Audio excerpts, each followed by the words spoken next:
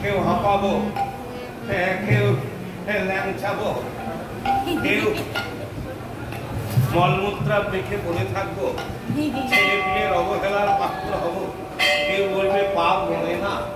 সেই দিন না আসা পর্যন্ত আমাদের মৃত্যু হবে না।